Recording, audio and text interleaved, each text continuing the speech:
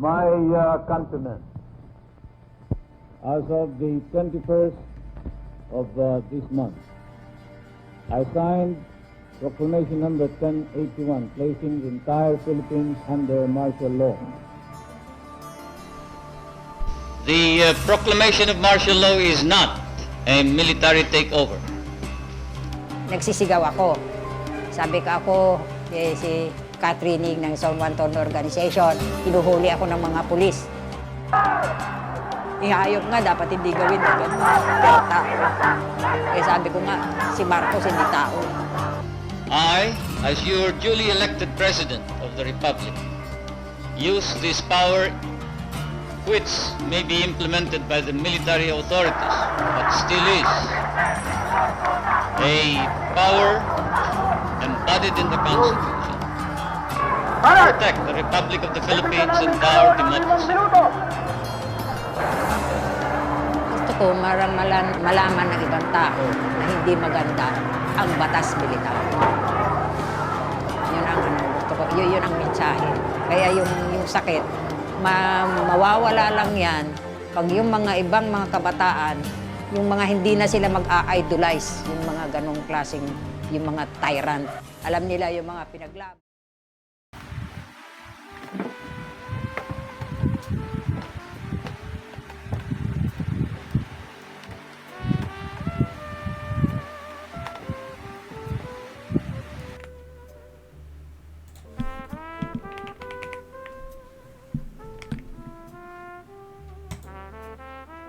Mang Aldrin, ano po bang mga pangyayari noong 4th Republic at nung panahon ng martial law? The New Beginning. We will tackle about martial law and the 4th Republic. We will learn about Ferdinand Marcos and his era, Constitutional Convention of 1970, 1973 Philippine Constitutional Plebiscite, and 1976 Amendments. Sino ba si Ferdinand Marcos? Ferdinand Edralin Marcos. He was the 10th President of the Philippines. He is a Philippine lawyer and politician serving from 1965 to 1986. He held various positions in government prior to his presidency, including the House of Representatives, Senate from 1959 to 1965, and as Prime Minister. He established an authoritarian regime in the Philippines that came under criticism for corruption and for its suppression of democratic processes. Ang authoritarianism ay isang form ng government where the ruler ay may unchecked power at maliit na respeto for human rights and democratic principles. Ano ba yung nangyari dun sa Marcos era? The Marcos era in the Philippines included the final years of the Third Republic from 1965 to 1972. The declaration of martial law and the subsequent period of authoritarian rule from 1972 to 1981, and the majority of the Fourth Republic from 1981 to 1986. By the end of Marcos' dictatorial rule, the Philippines was facing a debt crisis, high levels of poverty, and severe underemployment. Ano yung Constitutional of Convention ng 1970? Ano ba yung mga ganap doon o pangyayari? The Constitutional Convention of 1970 was a significant event in Philippine history.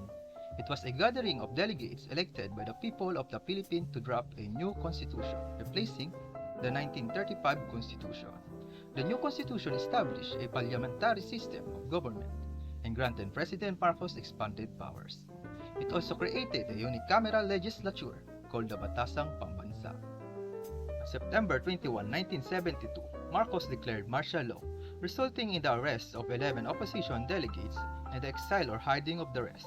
Despite this, the final draft of the new constitution was adopted by the convention on November 29, 1972.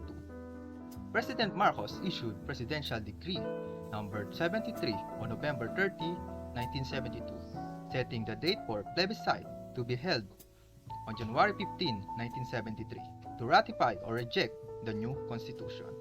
Ano ang 1973 Philippines Constitutional Plebiscite? Ito alam ko nangyari dito, kaso hindi ko alam yung exact about to sa ratifying. The 1973 Constitutional Plebiscite was held during January 10 to 15, 1973. The goal is to ratify a new constitution drafted by the Constitutional Convention of 1970. The voting age was reduced to 15. Voting was done through citizen assemblies.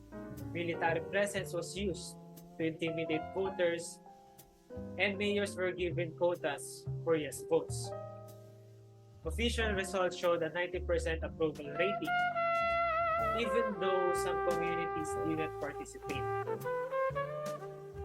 2 days after the constitutional plebiscite, January 17, 1973, President Ferdinand Marcos proclaimed the ratification of the said 1973 Constitution, which changed the country's presidential form of Congress to a new elected unicameral National Assembly, or what we call as Batasang Pambansa.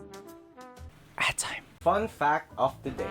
So martial law is when the military takes control of a government during a state of emergency to enforce order through military force. So this is used as a last resort measure to restore law and order during emergencies such as war, natural disasters, or civil unrest. Notice that I use the word last resort measure.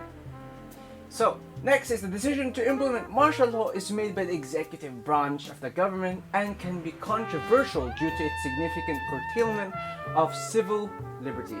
The military must act within the bounds of the law and use restraint to prevent abuses of power and human rights violations. Martial law is a temporary measure. Notice the word again, temporary measure. And civilian rule must be restored as soon as the emergency has passed. But we lasted like 10 years under it, so I don't know about that one. So, laging tandaan, ang buhay ay weather lang. Ay, wait, mali. Love ko to. Ad time over. Okay, gets ko na to. Last question ko. Ano naman yung 1976 na amendments? Ano yung mga nangyari doon? Noong 1976, the Constitution of the Philippines was amended by Presidential Decree number 1033, proposed by President Marcos. These amendments replaced the Interim National Assembly with the Interim Batasang Pambansa, which would have no more than 120 members elected regionally and by sector and would include the President. Unlike the Interim National Assembly, the Interim Batasang Pambansa would not have the power to approve treaties. Ang kasalukuyang Pangulo ay magpapulong at mamumuno sa pansamantalang batasang pambansa hanggang sa mahalal ang isang tagapagsalita. Under these amendments, the President or the Prime Minister and Cabinet could exercise all powers and functions and could only disqualified based on what the President prescribed. The President could also appoint a Deputy Prime Minister or multiple Deputy Prime Ministers. So until martial law was lifted, the incumbent President would exercise legislative powers. In the case of an emergency, the President could issue decrees, orders, or letters of instruction if the interim Batasang Pambansa or regular National Assembly failed to act. On January 17, 1981, President Marcos lifted the martial law under the Proclamation number 2045 or 2045. Later on, April 7, 1981, President Marcos urged all qualified voters to go out and vote in the plebiscite on the constitutional amendments. The First Lady Imelda R. Marcos cast her ballot in the V. Mapa National High School in the Manila. The President called for national unity and asked all concerned to give way to the people's mandate in the plebiscite on April 9, 1981. The 1986 NAP election was marred by allegation of fraud, which sparked a peaceful uprising known as the People Power Revolution. This led to the downfall of President Marcos and the restoration of democracy in the Philippines. Corazon Aquino, the widow of Benigno Aquino Jr., assumed the presidency and led the country during the transition period. A new constitution was drafted and ratified in 1987, creating the Philippine Republic. Now, the period under Marcos' rule and the events that led to the people power revolution continue to be significant parts of Philippine history and political discourse. So in conclusion, we must remember that those who cannot remember the past are condemned to repeat it again in the future. George Santayana, The Life of Reason, 1905. Thank you for watching.